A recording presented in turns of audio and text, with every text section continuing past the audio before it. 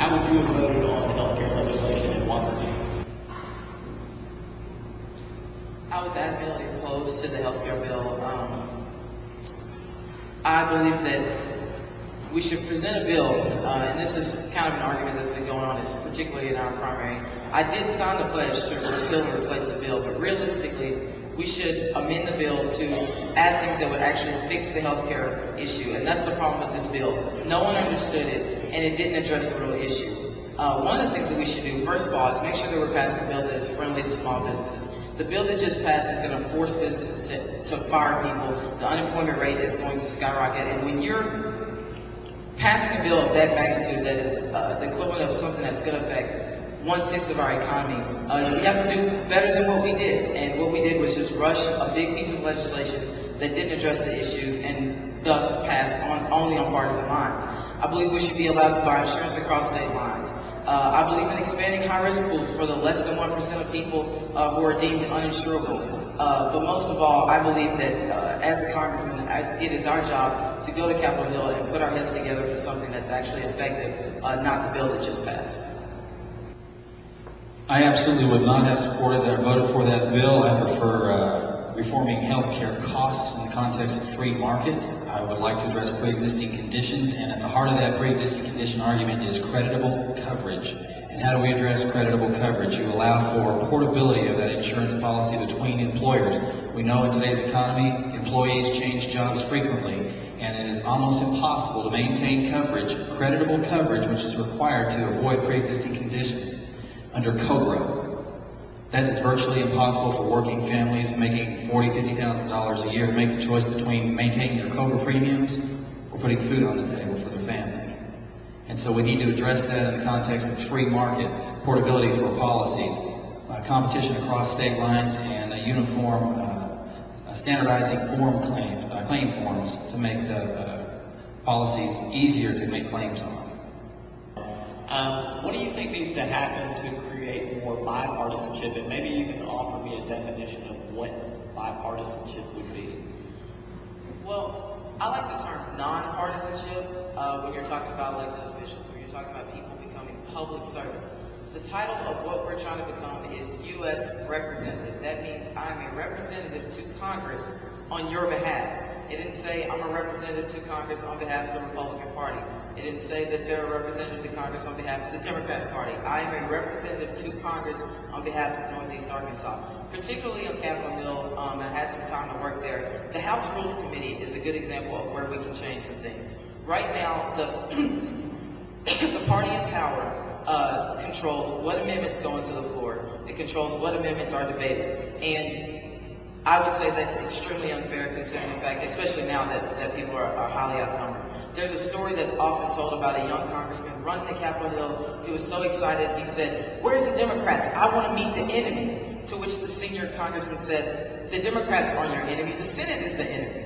And that's a joke that he told, but what's fundamentally true is that sadly, that time in Washington, D.C. has passed. And the answer is to just elect new people and bring new people in with fresh ideas. Thank you. Why can't we all just get along? We've heard that before, and we've heard some common themes here. We don't all get along on every fundamental issue, but I ask you this question: what have you heard tonight? Jobs, the economy. We've heard about national security and maintaining national security. We've heard about putting people back to work. We've heard about protecting agriculture. We can do it.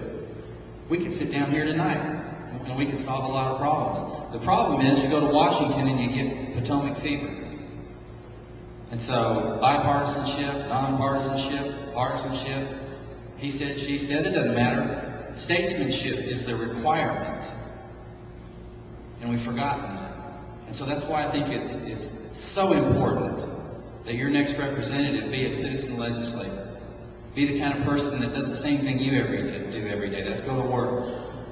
Work hard to make your money and take care of your family. That's where it's at.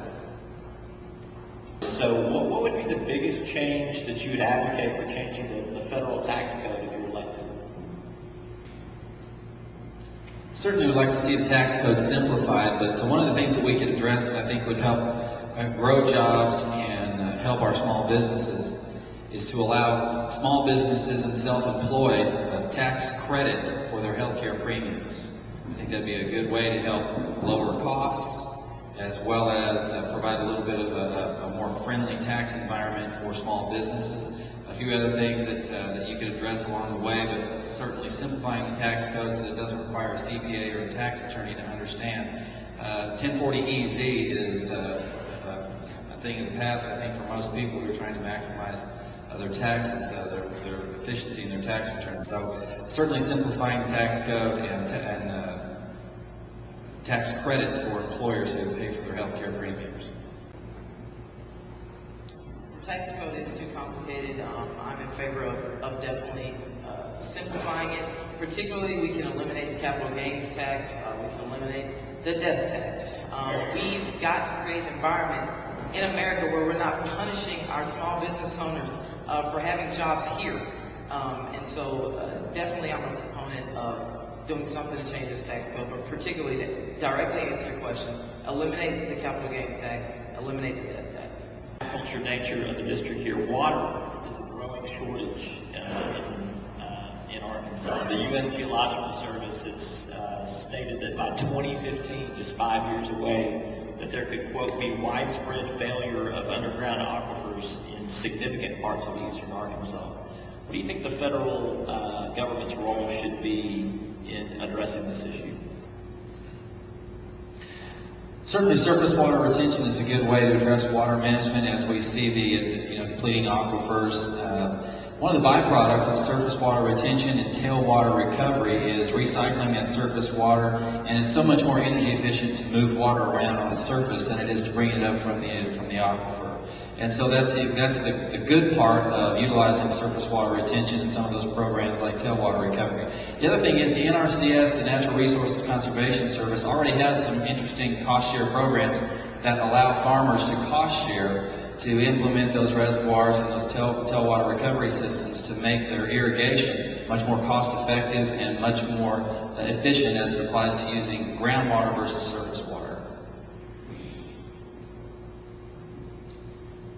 I agree that water is an important issue, that we should definitely explore all resources, all methods that would encourage farmers to be able to irrigate their crops properly.